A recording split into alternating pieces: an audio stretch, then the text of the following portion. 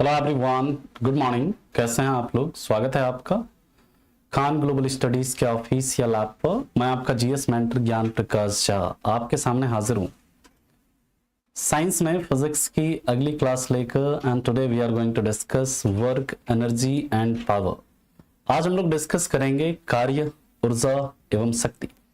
Examination के point of view से बहुत इंपॉर्टेंट टॉपिक है। यहाँ से काफी न्यूमेरिकल्स भी बनते हैं आपके पेपर में। देखते हैं यहां से किस किस तरह के सवाल बनेंगे। क्या है एक्चुअली वर्क, क्या है एनर्जी, क्या है पावर। और लास्ट में हम लोग जो कल हम लोगों ने टॉपिक पढ़ा था gas laws, Charles law, Boyle's law और कैलुसैक लॉ, अवोगाद्रोज लॉ, है ना, उससे रिलेटेड कैसे सवाल बनते हैं पेपर में, वो सवाल भी हम लोग लास्ट में डिस्कस करेंगे। तो चलिए स्टार्ट करते हैं आज का सेशन को। टॉपिक है हमारा वर्क, एनर्जी एंड पावर।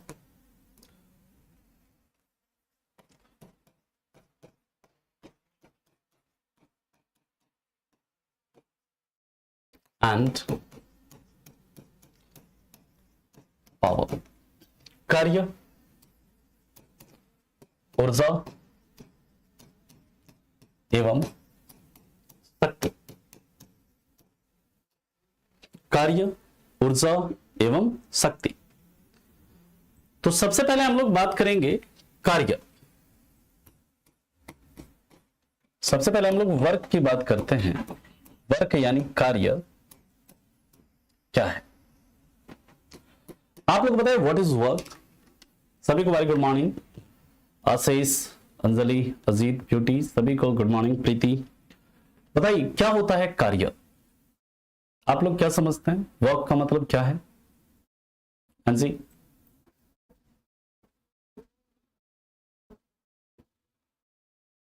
देखते हैं। अच्छा, डिस्प्लेसमेंट को वर्क कहेंगे। Work is equal to force into displacement. ठीक है, force into displacement. Work is a form of energy. Sampreet ji ने बिल्कुल सही कहा है। बल तथा विस्थापन का अदिश गुणनफल होता है। वेरी गुड, बहुत बढ़िया। भौतिकी में कार्य होना तब माना जाता है जब किसी वस्तु पर कोई बल लगाने से वह वस्तु बल की दिशा में विस्थापित हो। ठीक है, गुड। बल और विस्थापन का गुणनफल है। बहुत बढ़िया। चलिए, आप लोग बिल्कुल सही बता रहे हैं। हम लोग जब बात करते हैं वर्क की, तो वर्क का मतलब क्या होता है याद रखिएगा। कार्य, बल तथा विस्थापन का अदिश गुणनफल है। कार्य, बल तथा विस्थापन का अदिश गुणनफल है। यानी कि work is scalar product of force and displacement.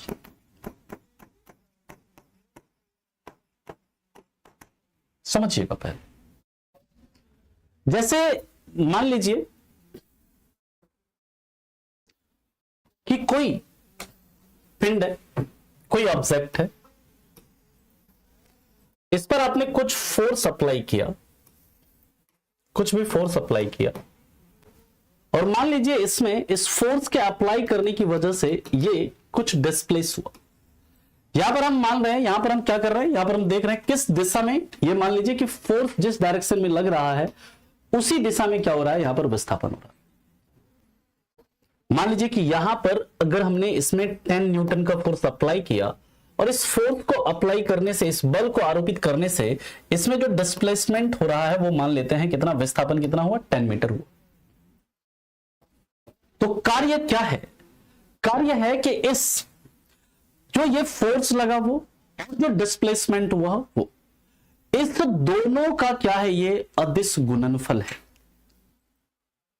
यानी कि वर्क इज इक्वल टू क्या होता है, याद रखिएगा, वर्क बराबर होता है फोर्स और क्या, डिस्प्लेसमेंट।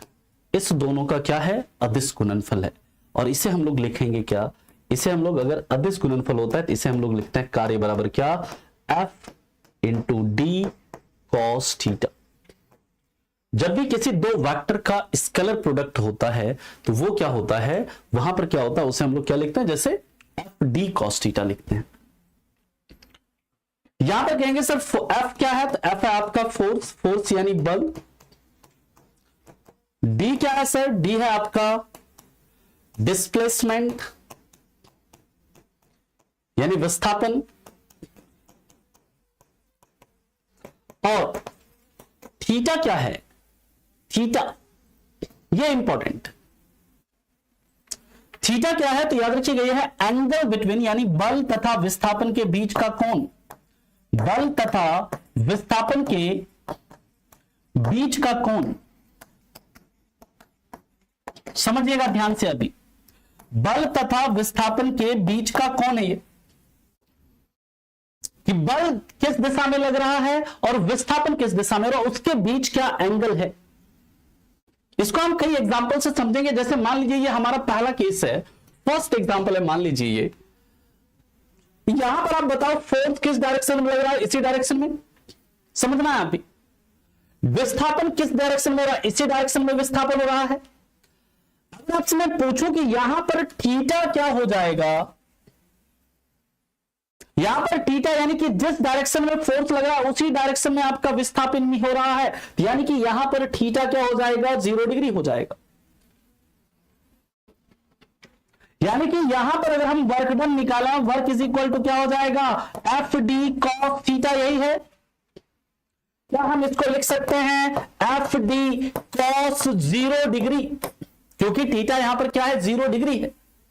और आप लोग ट्रिग्नोमेट्री में आप लोग पढ़ते होंगे कि cos 0 का मान कितना होता है, 1 होता है। cos 0 का मान कितना होता है, 1 होता है। यानी कि यहां पर जो वर्क डन हो जाएगा वो क्या हो जाएगा, F इंटू डी। अब देखो फोर्स कितना है आपका 10, डिस्प्लेसमेंट कितना है आपका 10, यानी कितना हो जाएगा 100 जूल। यहां पर वर्क डन कितना हो गया, 100 जूल हो गया। अब यार आ रहे हैं रीति जी, जस्ट वेट, एक एक कंडीशन, अभी पूरा पोस्टमार्टम होगा इसका। बात समझ में? ये पहला कंडीशन है कि मान लीजिए फोर्स हमने लगाया और इसी डायरेक्शन में आपका डिस्प्लेसमेंट हुआ 10 मीटर, जिस डायरेक्शन में हम फोर्स लगा रहे हैं। तो हमारे पास वर्क डन का फॉर्मूला क्या है, वर्क डन का फॉर्मूला है एफ डी कॉस थीटा, और यहां पर थीटा क्या है, 0। यानी कि ये क्या हो गया, F into D cos 0, cos 0 का मान कितना, 1। ये क्या हो गया, एफ इंटू डी, यानी कि फोर्स कितना है 10, डिस्प्लेसमेंट कितना है 10, हमारा क्या हो गया 100 जूल आ गया वर्क डन। ये कंडीशन सबको समझ में आया? इसमें किसी को कोई दिक्कत, कोई परेशानी है तो बताइए।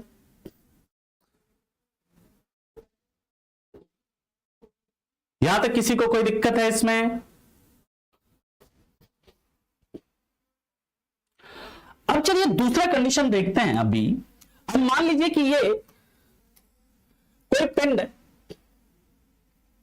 ना, इस पे अब हम फोर्स लगा रहे हैं इस डायरेक्शन में, है ना। ट्रॉली, ट्रॉली जैसे है ना, ट्रॉली रहता है ना, ट्रॉली को क्या करता है, ऐसे खींच रहे हैं, उसको एंगल पर खींचते हैं हम लोग, कुछ एंगल पर हम लोग ट्रॉली को खींच रहे हैं, और इसका डिस्प्लेसमेंट जो हो रहा है वो हो रहा है मान लीजिए इस डायरेक्शन में, हमने फोर्स इस डायरेक्शन में लगाया और डिस्प्लेसमेंट किधर हुआ, इस डायरेक्शन में हुआ।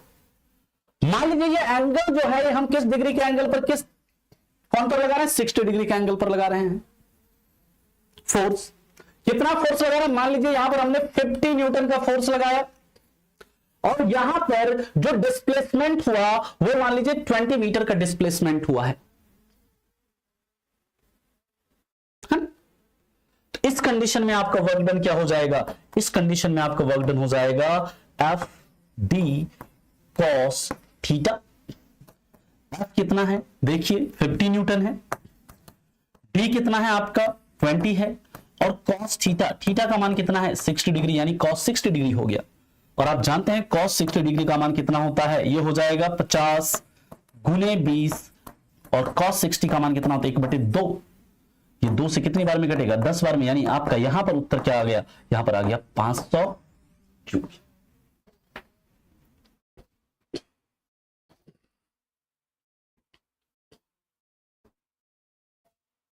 ठीक, ये फोर्स दिया रहेगा आपको क्वेश्चन में, डिस्प्लेसमेंट आपको दिया रहेगा क्वेश्चन में, कई तरह के सवाल बनते हैं। अभी हम बेसिक इसे समझ रहे हैं सिर्फ।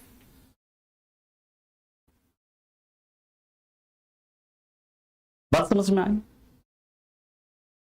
अब मान लीजिए ये थीटा क्या है आपको समझ में आ गया?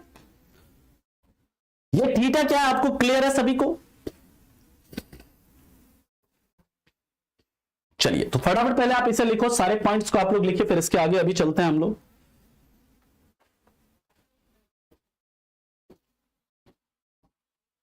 इसे आप लोग लिखिए, फिर इसके आगे चलते हैं हम लोग।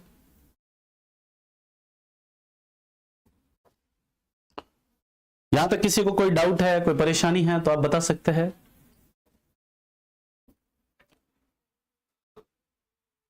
अभी देखेंगे शाहरुख जी हमें क्या दिया रहता है क्या नहीं दिया रहता है, सब देखेंगे। तीन में से दो चीज दिया रहेगा, एक चीज नहीं दिया रहेगा, अभी सब कुछ देखेंगे, बहुत तरह के सवाल देखेंगे, चिंता मत करिए। पहले आप बेसिक कॉन्सेप्ट समझो। ये स्लाइड लिख लिया सभी ने? ये स्लाइड सबने लिख लिया? चलिए नेक्स्ट स्लाइड आप इसे लिखो। ये तो बना ही लिया होगा आपने, ये भी बना लिया होगा, ठीक है। रॉक की स्टडी को पेट्रोलॉजी कहते हैं, और माउंटेन्स पर्वतों के अध्ययन को ओरोलॉजी कहते हैं, ठीक है। थीटा देखिए क्या है, थीटा है ना कि आप फोर्स किस डायरेक्शन में लगा रहे हैं, डिस्प्लेसमेंट किस डायरेक्शन में हो रहा है, उसके बीच का कौन है ना। फोर्स और विस्थापन के बीच का क्या है, कौन। जैसे न्यूमेरिकल करा रहे हैं वैसे न्यूमेरिकल बनेंगे, और भी कई तरह के न्यूमेरिकल बनते हैं इस चैप्टर में, बहुत ज्यादा न्यूमेरिकल बनते हैं, कई प्रकार के न्यूमेरिकल बनता है इस चैप्टर में, बहुत न्यूमेरिकल देखेंगे। इसके बाद सबसे ज्यादा न्यूमेरिकल देखेंगे, इसके बाद जो न्यूमेरिकल आएगा लाइट में भी काफी न्यूमेरिकल बनता है, इलेक्ट्रिसिटी में भी काफी न्यूमेरिकल बनता है। ये तीन चैप्टर है ना, इससे सबसे ज्यादा न्यूमेरिकल पूछे जाते हैं, ठीक है। हाँ, थीटा हमेशा कॉस में होगा, ठीक है। अब देखिए यह एक कैसा क्वांटिटी है, इट इज, यह एक कार्य कैसी राशि है, याद रखिएगा यह एक अदिश राशि है। यह एक कैसी राशि है, यह एक अदिश राशि, यानी कि it is a scalar quantity. इसके बाद याद रखिएगा कि जो इसका एसआई यूनिट होता है, एसआई यूनिट वो क्या होता है, जूल, या फिर इसी को हम लोग लिख सकते हैं क्या, जूल को हम लोग क्या लिख सकते हैं, इसका अन्य यूनिट भी होता है न्यूटन मीटर, ये भी इसी का यूनिट है। हम लोगों ने वर्क मतलब जब हम लोग यूनिट एंड डायमेंशन पढ़ रहे थे तो वहां पर पढ़ा था, इसी का यूनिट ये भी एक केजी मीटर स्क्वायर पर सेकंड स्क्वायर, ये भी इसी का यूनिट है ना। यहां पर जब हम लोग बात करते हैं इसका डायमेंशन, वीमा डायमेंशन क्या है इसका, ये सब हम लोगों ने पढ़ा हुआ है ऑलरेडी। डायमेंशन क्या है इसका, डायमेंशन है ml2t-2, ml2t-2, ठीक। इसका सीजीएस यूनिट क्या है, सीजीएस यूनिट आप लोग जानते हैं, पढ़ा हम लोगों ने, क्या है इसका सीजीएस यूनिट, अर्ग। अर्ग, और एक अर्ग में कितना जूल, एक अर्ग में 10⁻⁻7 जूल, एक जूल में कितना अर्ग, एक जूल में कितना अर्ग, 10⁻7 अर्ग, ये सब पढ़ा हुआ है हम लोगों ने। इसके बाद इसी को हम लोग क्या लिख सकते हैं, 9 सेंटीमीटर लिख सकता है ना इसको, ये सब हम लोगों ने ऑलरेडी पढ़ा हुआ है। इसी को हम लोग क्या लिख सकते हैं, ग्राम सेंटीमीटर स्क्वायर पर सेकंड स्क्वायर। इसका एक यूनिट होता है कैलोरी, और याद रखिएगा एक कैलोरी बराबर कितना जूल होता है, 4.18 जूल, और एक जूल में कितना कैलोरी होता है, एक जूल में कितना कैलोरी होता है, 0.24 कैलोरी होता है। ये सारा पॉइंट आप लोग फटाफट से लिखें, फिर चलते हैं इसके आगे, ठीक है। चलिए नेक्स्ट पॉइंट पर फिर हम लोग मूव करते हैं, पहले आप इसे लिखो।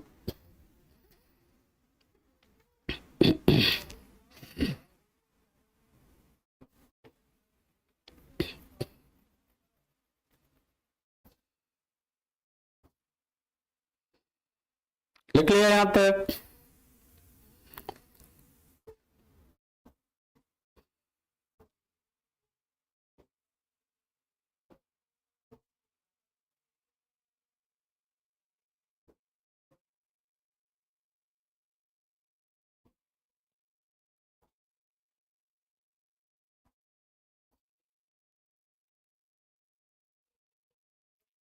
लिख लिया?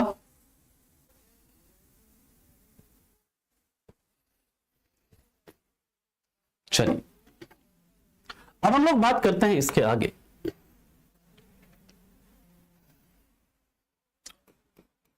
कार्य शून्य, धनात्मक तथा ऋणात्मक भी होता है, ऋणात्मक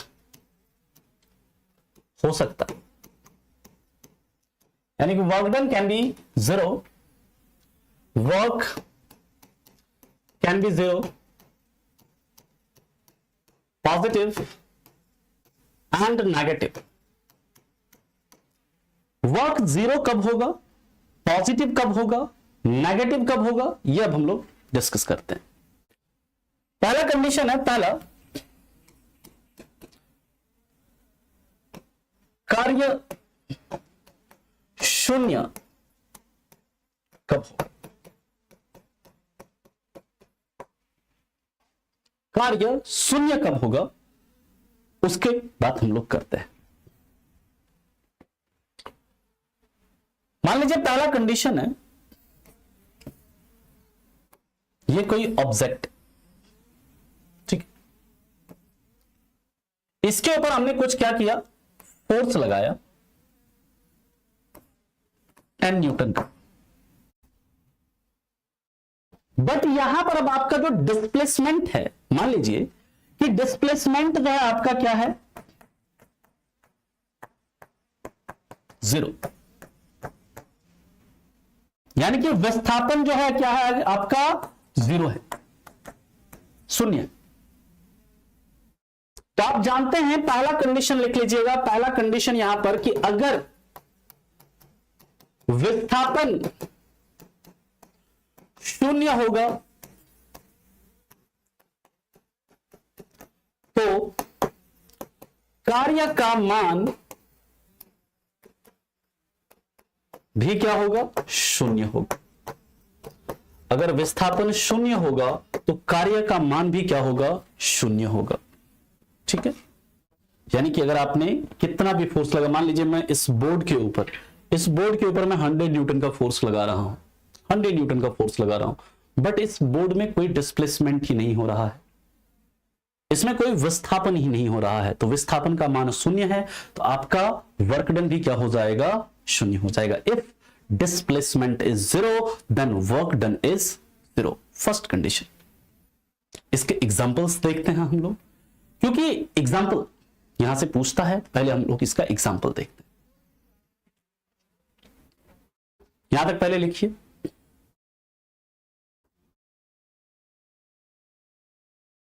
ये स्लाइड है आई थिंक पांचवी या छठी स्लाइड है, पांचवी से छठी स्लाइड है।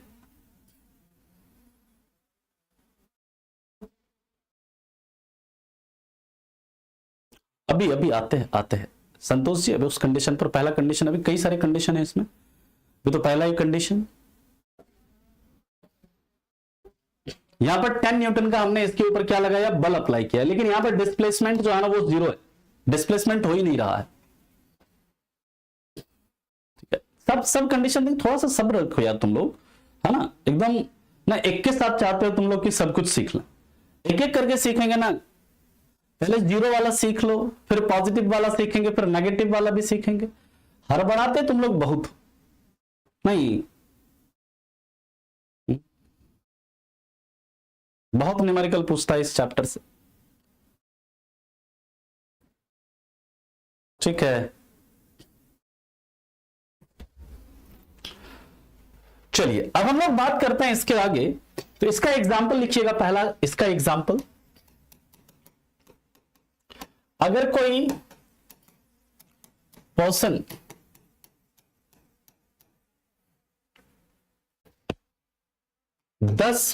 मतलब ऐसे लिख लिए 50 सीढ़ी ऊपर चढ़ता है,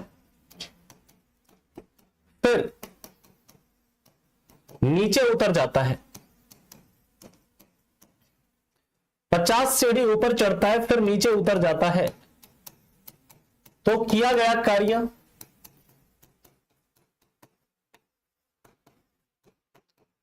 शून्य होगा। क्यों होगा? तो ब्रैकेट में लिख लीजिएगा, विस्थापन क्या होगा? 0। ठीक। दूसरा, अगर कोई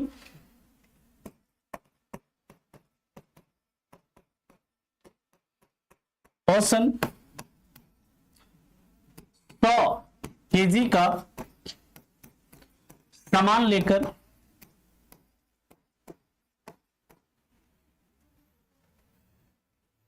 10 वर्ष तक खड़ा है,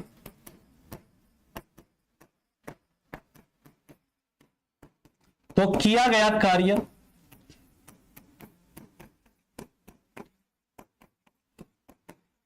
शून्य होगा। क्यों?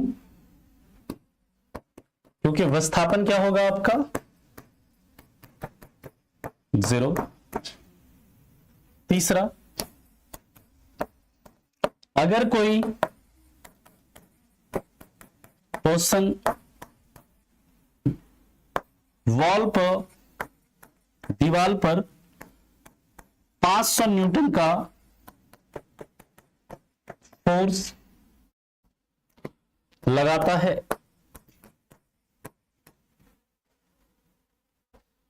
और दीवार स्थिर है, तो किया गया कार्य शून्य होगा। क्यों? क्योंकि डिस्प्लेसमेंट क्या है आपका? 0 है। अरे मतलब एग्जाम्पल के लिए मैंने बताया, 10 साल वहां पर आप 10 दिन लिख लीजिए, 10 घंटे लिख लीजिए, कुछ भी लिख लीजिए आप, है ना? ठीक है, तो फटाफट इसका लिख लीजिए। अब इसके बाद हम लोग देखेंगे दूसरा कंडीशन, इसमें सेकंड कंडीशन देखेंगे। फटाफट इसे लिखो।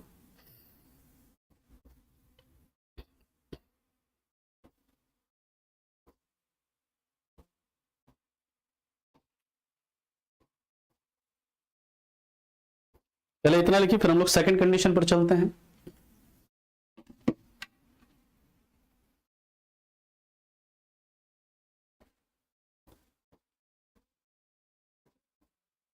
ठीक है,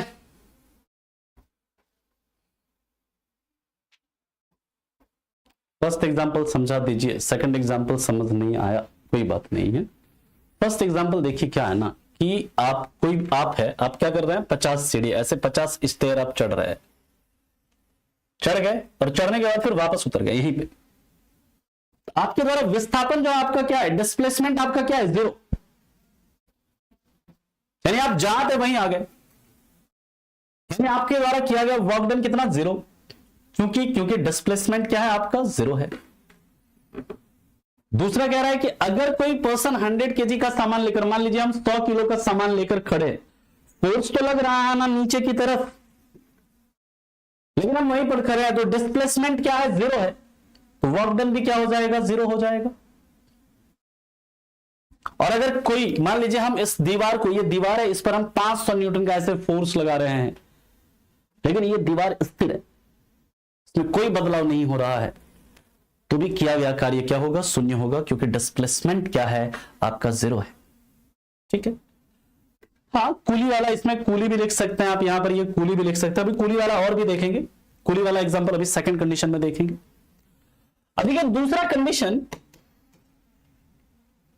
अगर थीटा क्या हो? Theta is equal to 90 degree, तो work done is equal to 0। क्या सर, कैसे थीटा 90 होगा तो वर्क डन 0 होगा? अरे वर्क डन का क्या फॉर्मूला होता है? वर्क का फॉर्मूला क्या है? F D cos theta. इसे करो एफ डी कॉस 90। और आप लोग गणित में पढ़ते हुए ट्रिग्नोमेट्री में कि कॉस 90 का मान कितना होता है? कॉस 90 का मान 0 होता है। कॉस 90 का मान 0, तो वर्क डन क्या हो जाएगा आपका? 0। कार्य क्या हो जाएगा आपका? शून्य हो जाएगा।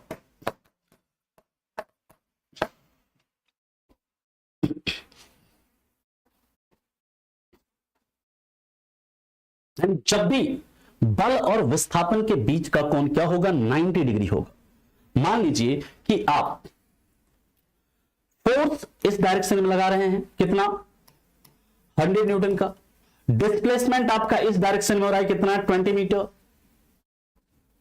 तो यहां पर आपका क्या होगा, यहां पर आपका एंगल क्या हो जाएगा 90 डिग्री।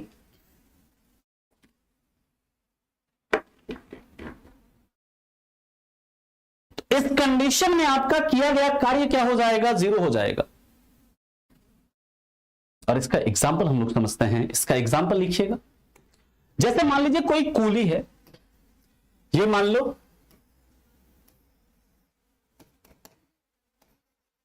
कूली है, ये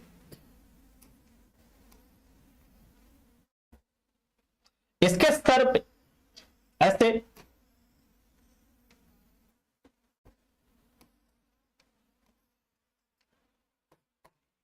हाँ, इसके स्तर पे ऐसे मान लीजिए 200 ज्यादा हो जाएगा, नहीं 100 किलो का ऐसे सामान रखा हुआ है इसके सर पे, ठीक। अभी कुली आराम से धीरे धीरे धीरे धीरे इधर चल रहा है, चल रहा है, चल रहा है, और चल के ये मान लीजिए कि 100 मीटर का डिस्टेंस चला और ये पहुंच गया इधर, यहां पहुंच गया ये कुली, यही सामान है इसके सर पे।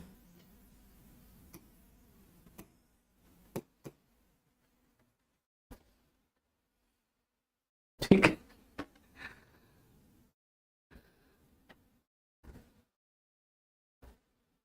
अब देखिए फोर्स इसका, ये जो सामान रखा हुआ है इसके सर पे, इसका फोर्स इधर लगेगा कितना 100 इंटू 9.8 न्यूटन mg लगेगा ना जी। इसका वेट जो है किधर लगेगा, इसका वेट mg इस डायरेक्शन में, mg यानी कितना 100 इंटू 9.8, जो भी इसका वैल्यू आएगा 980 न्यूटन। ये फोर्स किधर लग रहा है, इस डायरेक्शन में लग रहा,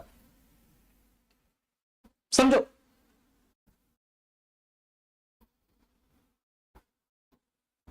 लेकिन डिस्प्लेसमेंट किधर हो रहा है, डिस्प्लेसमेंट हो रहा है इस डायरेक्शन में, डिस्प्लेसमेंट किधर हो रहा है, ये हो रहा है इस डायरेक्शन में, कितना 100 मीटर का। तो एंगल बताओ क्या हो गया इसके बीच का, इसके बीच का एंगल कितना हो गया 90 डिग्री।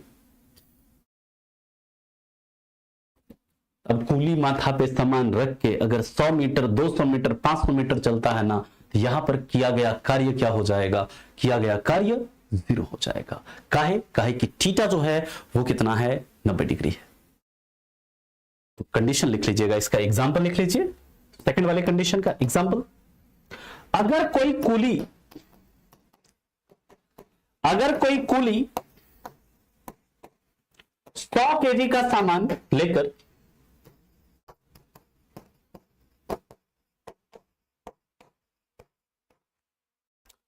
100 मीटर चलता है, तो किया गया कार्य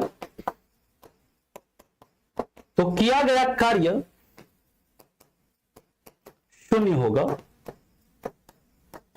क्यों शून्य होगा, तो ब्रैकेट में लिख लीजिएगा, क्योंकि थीटा इज इक्वल टू क्या हो जाएगा 90 डिग्री हो जाएगा। आया बात समझ में?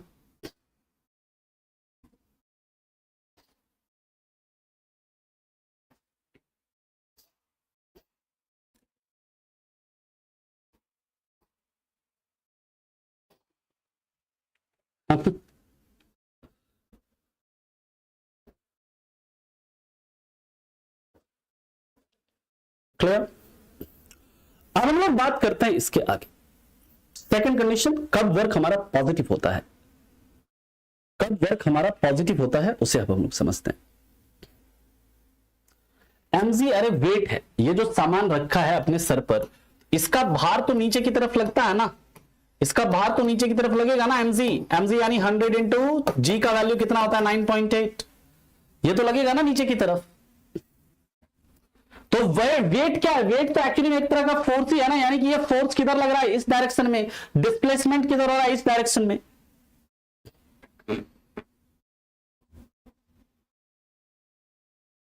ठीक, चलिए तो इसे आप लोग लिखें, फिर चलते हैं इसके आगे। देखो कॉन्सेप्ट को समझो, रट्टा नहीं मारना है।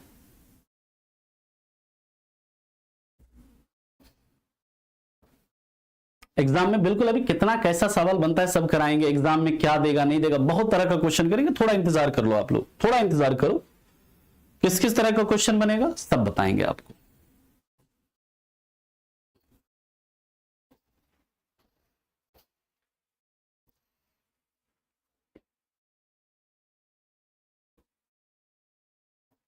अभी बात करते हैं अजीत जी, थोड़ा इंतजार करिए।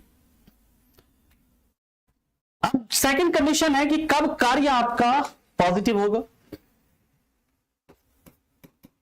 कार्य कब धनात्मक होगा।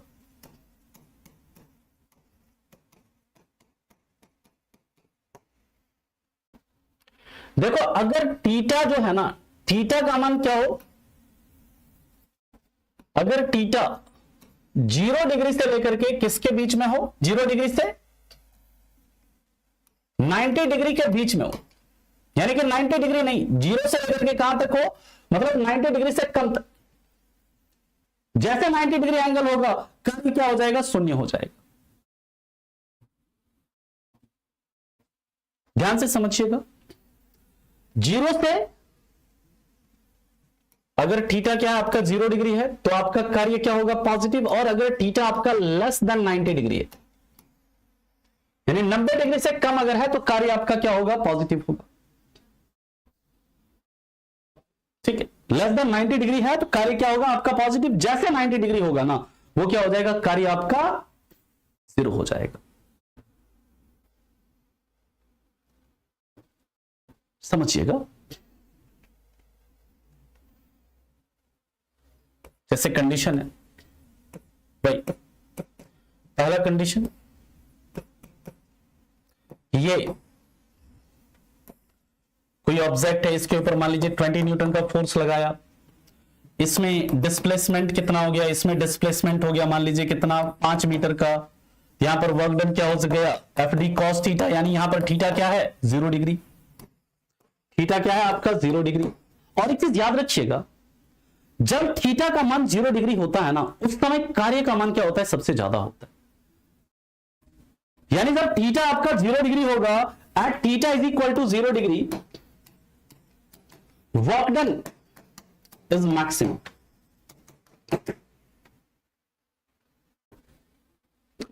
Theta is equal to 90 degree, work done जो हो जाएगा आपका क्या हो जाएगा, 0।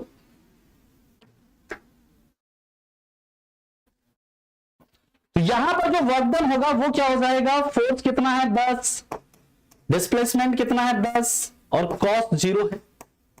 कॉस 0 का मान कितना होता है 1, यानी कि यहां पर सॉरी ये 10 नहीं है, 20 इंटू 5 है, 20 इंटू 5 इंटू कॉस 0, यानी 20 इंटू 5 इंटू कॉस 0 का मान कितना होता है 1, यानी कि कितना हो गया 100 जूल।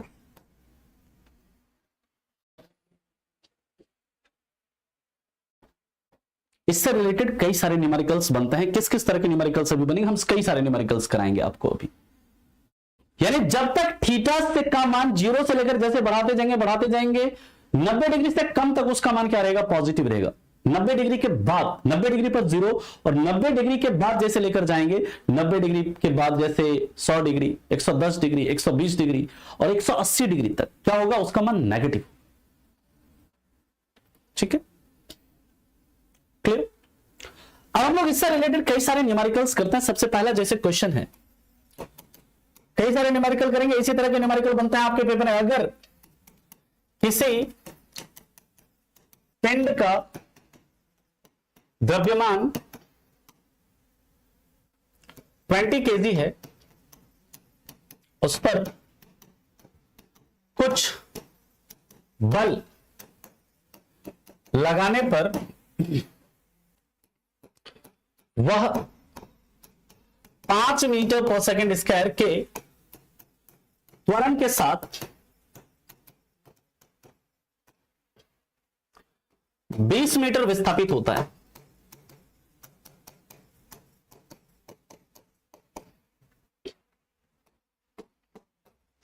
तो किया गया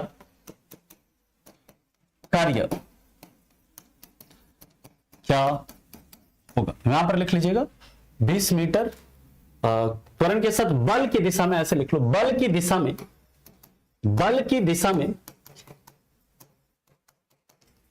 20 मीटर विस्थापित होता है।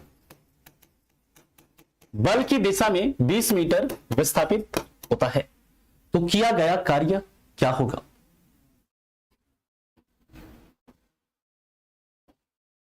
अब यहां पर फोर्स का मान दिया ही नहीं है, विस्थापन तो दिया है, फोर्स का मान दिया ही नहीं है, तो कैसे करेंगे इसको। करो, इंग्लिश में लिख लीजिएगा, if mass of an object is 20 kg after application of some force, object displaced by 20 meter with an acceleration of 5 meter per second square, then what is work done। अब जानते हैं सर, वर्क डन जो है क्या होता है, is equal to F D cos theta. यहां पर क्या है, बल की दिशा में विस्थापन हो रहा है, यानी कि थीटा क्या है आपका 0 डिग्री है। यानी कि यहां पर हम निकाला फोर्स, हमें पता नहीं है, फोर्स दिया नहीं है, लेकिन आप जानते हैं एफ इज इक्वल टू क्या होता है, एम इंटू ए, मास इंटू एक्सेलरेशन। मास कितना है आपका 20, एक्सेलरेशन कितना है आपका 5, यानी कि फोर्स आपका कितना आ गया 100 न्यूटन, यानी कि आपका क्या आ गया फोर्स 100। डिस्प्लेसमेंट कितना है 20 इंटू कॉस 0, यानी क्या आ गया ये 2000 जूल।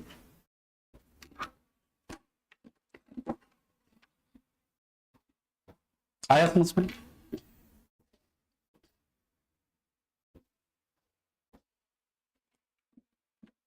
क्लियर।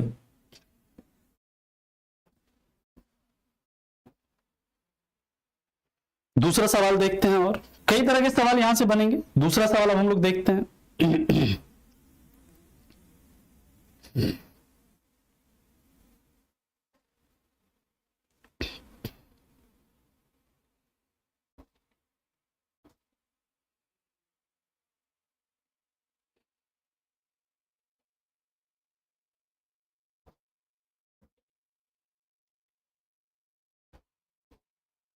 नहीं समझे, कोई बात नहीं।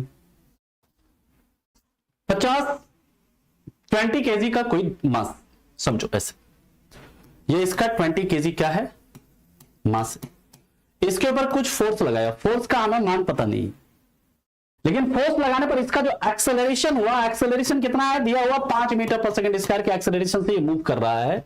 और कितना मूव किया, ये 20 मीटर ये मूव करता है। 20 मीटर क्या होता है, इसमें डिस्प्लेसमेंट होता है। अब आप जानते हैं work done is equal to क्या होता है, एफ डी कॉस थीटा। कह रहा है जिस डायरेक्शन में बल लगा रहा है ना, उसी डायरेक्शन में डिस्प्लेसमेंट हो रहा है, कितना, उसी डायरेक्शन में डिस्प्लेसमेंट हो रहा है 20 मीटर, तो यानी कि थीटा क्या है आपका 0 डिग्री है। यानी कि यहां पर एफ कितना है, एफ हमें पता ही नहीं है, तो एफ हमें निकालने का, लेकिन हमें एफ को निकालने का फॉर्मूला तो पता है ना। क्वेश्चन में भले एफ नहीं दिया गया, फोर्स नहीं दिया गया, लेकिन हम जानते हैं फोर्स इज इक्वल टू क्या होता है, मास इंटू एक्सेलरेशन, यानी क्या हो जाएगा 20 इंटू 5, यानी क्या हो जाएगा, फोर्स हमें पता चल गया कितना हो गया 100 न्यूटन आ गया, यानी 100 इंटू डिस्प्लेसमेंट कितना है आपका 20, और आप जानते हैं cos 0 है, cos 0 का मान कितना होता है 1, यानी क्या हो जाएगा ये 2000 जूल। आया समझ में।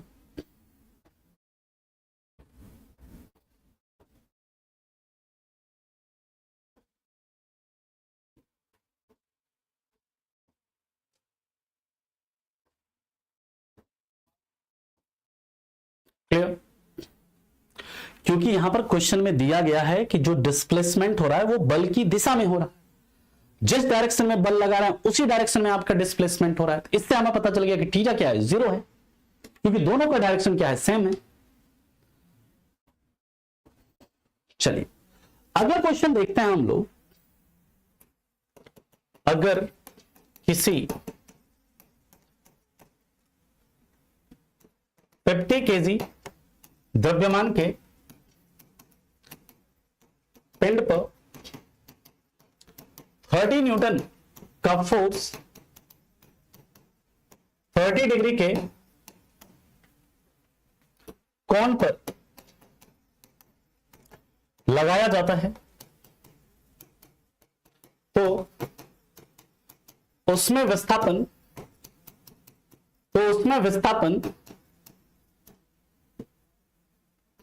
30 मीटर का होता है। तो किया गया कार्य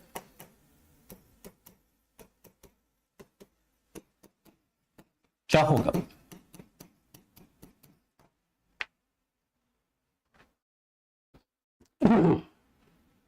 If mass of an object is 50 kg and a force of 30 Newton is applied at an angle of 30 degree and it displaced by 30 meter, then what is work done? तो आप जानते हैं work done is equal to क्या है? F D cos theta. Force कितना है आपका? 30 Newton. Displacement कितना है आपका? 30 मीटर। कॉस थीटा, कॉस कितना है? थीटा कितना है? 30 डिग्री। कॉस 30 डिग्री यानी क्या हो गया? ये है ना जी, यानी क्या हो गया? 900 इंटू √3/2। कॉस 30 का मान यही होता है, √3/2। कितना हो जाएगा? 450 √3। आप लोगों का पता नहीं कैसे आ रहा है, 750, कोई कुछ अलग अलग निकाल रहा है।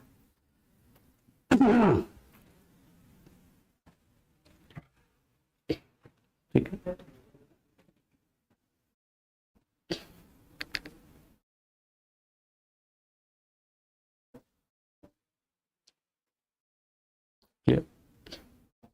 वहां पर हम जो निकाल रहे हैं ना कूली के केस में, उस वजन के कारण, उस वजन रखने के कारण वो कितना कार्य कर रहा है वो हमने निकाला। वहां पर वो जो उसने सामान रखा है, उस सामान रखने के कारण उसने कितना कार्य किया वो हमने निकाला है। समझ में आया? 50 kg ये बस आपको बेवकूफ बनाने के लिए दिया गया था कि आप उसमें उलझे रहें।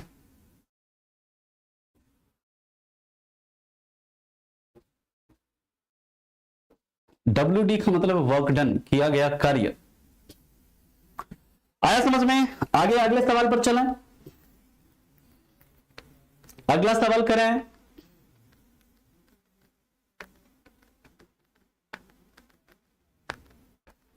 तो 50 kg बस आपको बेवकूफ बनाने के लिए दिया गया था, है ना? चलिए नेक्स्ट है अगला क्वेश्चन।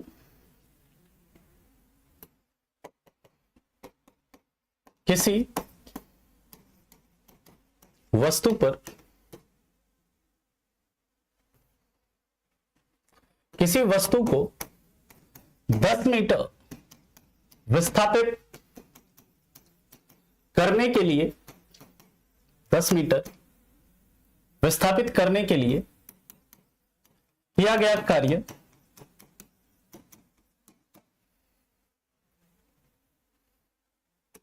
250 जूल है।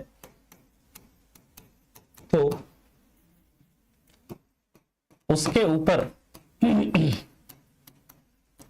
लगने वाले बल का मान क्या होगा? तो उसके ऊपर लगने वाले बल का मान क्या होगा? और यहां पर ये मान लीजिए कि थीटा जो है ना, ये आपका 0 डिग्री है, यानी कि जो बल, जिस बल लगा रहे हैं जिस डायरेक्शन में, उसी डायरेक्शन में आपका विस्थापन हो रहा है। लिख लीजिएगा इंग्लिश में, इफ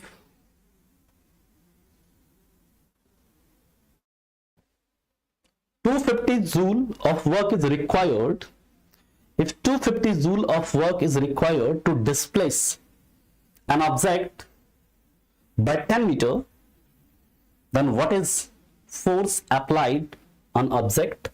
तो आप जानते हैं work done is equal to क्या है? F D cos theta. Theta अगर 0 है तो क्या हो जाएगा? Work done is equal to F into D क्योंकि cos 0 का मान 1 हो जाएगा। वर्क डन कितना है आपका 250 जूल, फोर्स कितना है निकालना है, डिस्प्लेसमेंट कितना है 10 मीटर। ठीक है, F क्या हो जाएगा, F हो जाएगा कितना 25 बस। F कितना हो जाएगा 25 न्यूटन। क्लियर है? अरे समझ में आ रहा है हाँ या नहीं बोलो। अब अगला क्वेश्चन देखते हैं। एक टाइप का और क्वेश्चन यहां से बनेगा, इसमें खाली न्यूमेरिकल पढ़ना है, बहुत न्यूमेरिकल पढ़ना है। अरे ऐसा ही क्वेश्चन आता है, कल आपको रेलवे वाला क्वेश्चन कराएंगे। आज तो ये सब क्वेश्चन तो हम अपने से करवा रहे हैं आपको, कल जो रेलवे में पूछा गया क्वेश्चन है ना न्यूमेरिकल, वो सब करवाएंगे आपको।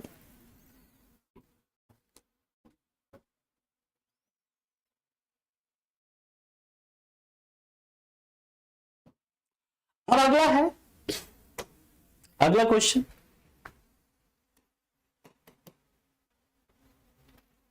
अगर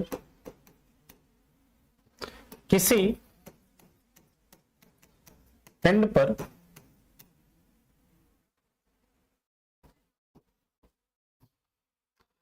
चालीस न्यूटन का बल आरोपित किया जाता है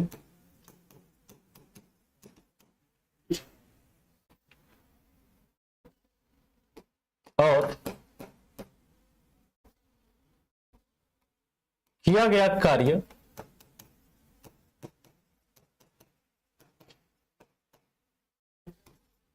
280 जूल है, तो विस्थापन कितना होगा। भाई थीटा यहां पर भी क्या है आपका 0 डिग्री है। अगर आपको एंगल नहीं दिया है तो आप समझो कि थीटा आपका कितना है 0 डिग्री है। यहां पर भी आपको पता है work done is equal to क्या होता है एफ डी कॉस थीटा। यहां पर ये क्या कॉस 0 है तो work done is equal to क्या हो जाएगा F into D. Work done कितना है 280, फोर्स कितना है 40, डिस्प्लेसमेंट आपको निकालना है तो डिस्प्लेसमेंट क्या आ जाएगा 40 से 7 बार में कट जाएगा।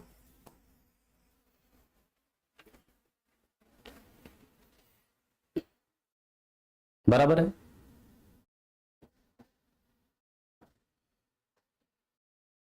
क्या नहीं समझे आप सौरभ जी, इतनी बार पूछते हैं समझ में आया समझ में आया, क्या नहीं समझा है बताइए, समझा देंगे।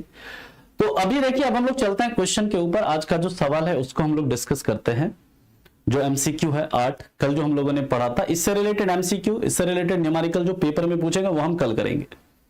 ठीक है, एफ डी एक बार और बता दीजिए। एफ क्या है फोर्स है, डी क्या है डिस्प्लेसमेंट है, थीटा क्या है फोर्स और डिस्प्लेसमेंट के बीच का एंगल है।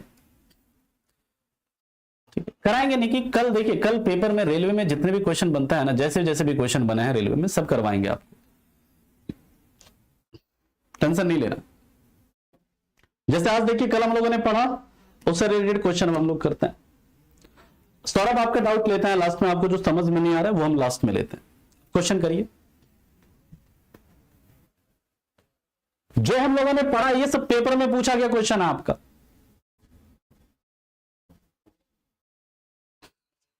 अरे थीटा देखो, ये जो थीटा ये मान लो फोर्स इधर लग रहा है, डिस्प्लेसमेंट इधर हो रहा है, फोर्स इधर लगा है लेकिन डिस्प्लेसमेंट किधर इधर हो रहा है, तो ये इसके बीच का जो एंगल है ना वही है थीटा।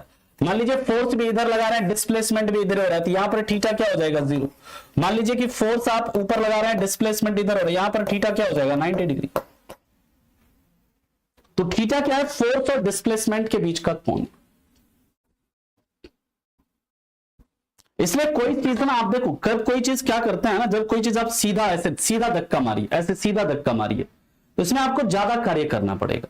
लेकिन वहीं पर मान लीजिए ऐसे उठा लें, उठा करके आप धक्का मारिए तो उसमें आपको कम कार्य करना पड़ता है, उसमें आपको वो उसे करना आसान होता है। करके आप देखिएगा, जैसे ट्रॉली है, आप ट्रॉली को ना सीधा आप खींचो, या कोई बॉक्स है कोई बक्सा है उसको आप सीधा खींचिए, तो वहां पर फोर्स और डिस्प्लेसमेंट के बीच का एंगल क्या होगा 0 डिग्री। तो वहां पर ज्यादा आपको कार्य करना पड़ेगा। ये पर कोई बक्सा है ना उसका आप ऐसे उठा लो, उठा के आप खींचिए आराम से, कम कार्य में ही आप उसे क्या कर लेंगे खींच लेंगे। आया समझ में? अब यहां पर देखिए ये क्वेश्चन क्या कह रहा है, which law converts relation between the pressure of a gas and its volume. कौन सा लॉ है? बॉयल का नियम। क्या कहता है? Pressure is inversely proportional to volume. चलिए अगला क्वेश्चन, सब पूछा गया क्वेश्चन है।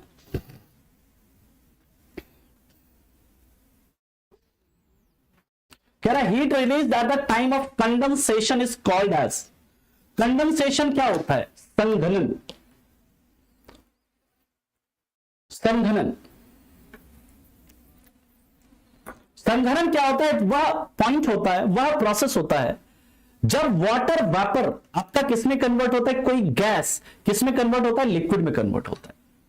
यानी कि यहां पर क्या हो रहा है? स्टेट चेंज हो रहा है, स्टेट चेंज हो रहा है। अवस्था परिवर्तन के दौरान मुक्त ऊष्मा को क्या कहते हैं?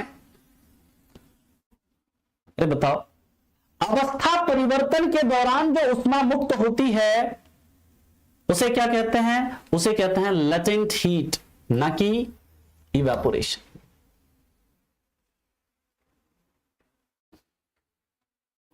यानी गुप्त ऊष्मा। समझ में?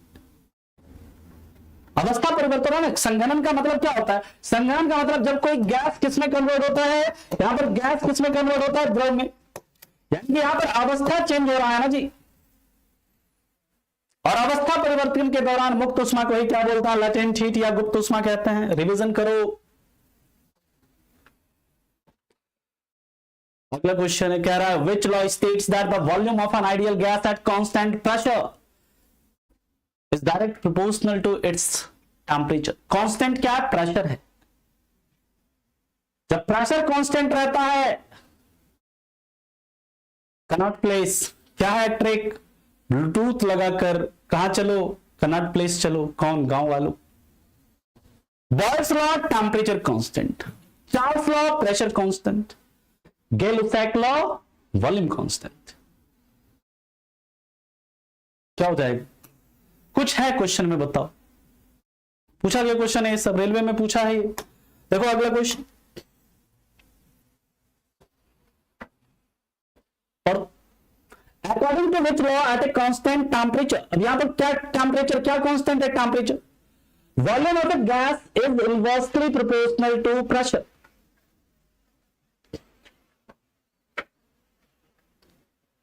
तो ब्लूटूथ बीटी, बॉयल्स लॉ कहता है टेम्परेचर क्या है? कांस्टेंट है।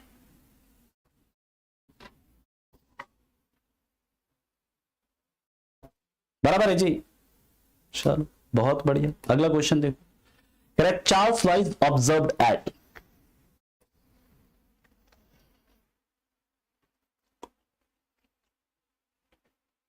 Charles law is observed eight. Charles law में क्या कांस्टेंट रहता है? Connaught place, Connaught place. Charles law में क्या कांस्टेंट रहेगा? प्रेशर। बराबर है सर। चलिए अगला क्वेश्चन देखिए, volume temperature relation is given by. Volume और टेम्परेचर के बीच रिलेशन किसने दिया?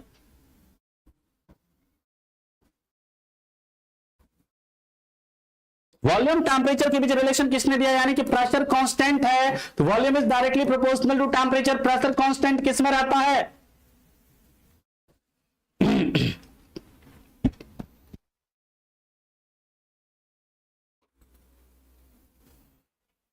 अरे किस में रहता है जी? चार्ल्स में।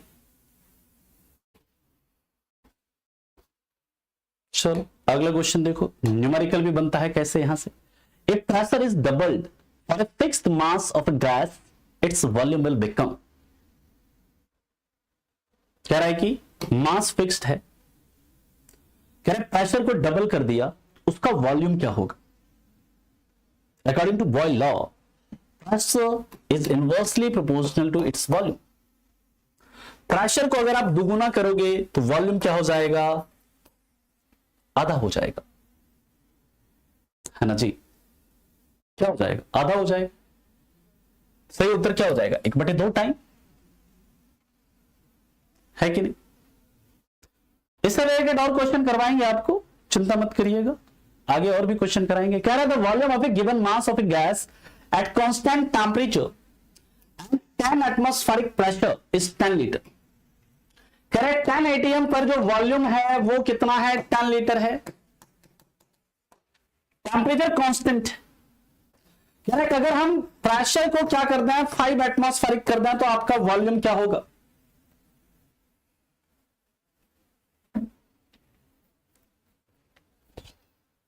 तो आपका वॉल्यूम क्या होगा।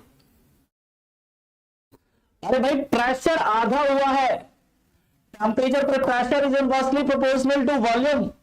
प्रेशर आधा हुआ तो वॉल्यूम क्या हो जाएगा, दुगुना हो जाएगा। यानी 10 लीटर था तो कितना हो जाएगा, 20 लीटर हो जाएगा। हाँ या नहीं बोलो।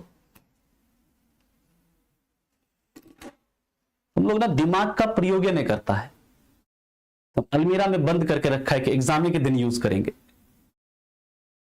ऐसा नहीं होता। आया समझ में। चलो इससे रिलेटेड और क्वेश्चन भी कराएंगे, आप लोग भी खुद से इससे रिलेटेड, इस टॉपिक से रिलेटेड क्वेश्चन करिए। और बाकी मिलेंगे फिर कल हम लोग बात करेंगे खास करके एनर्जी की।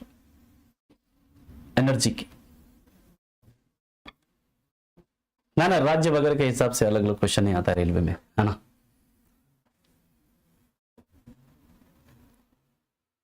ठीक है, अगर देखो 6 से ऊपर है ना सही तो फिर ठीक है, 6 से ऊपर सही है, 6 या उससे ऊपर सही है तो ठीक है, नहीं तो रिवीजन करिए। कल भी करा देंगे इससे रिलेटेड क्वेश्चन, कल भी करवा देंगे आपको।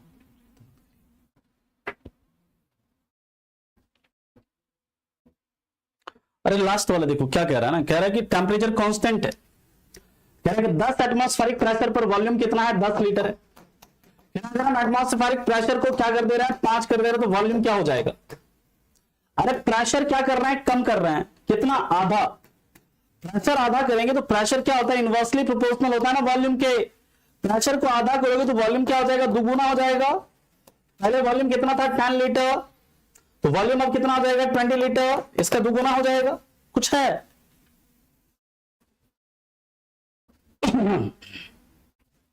चलिए, तो मिलते हैं अब आपसे, फिर मिलते हैं आपसे कल की क्लास में। जो भी डाउट्स हैं अब आप कल पूछ लीजिएगा, है ना।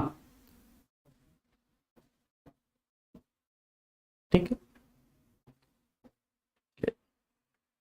thank you so much, bye bye, take care and have a good day, thank you।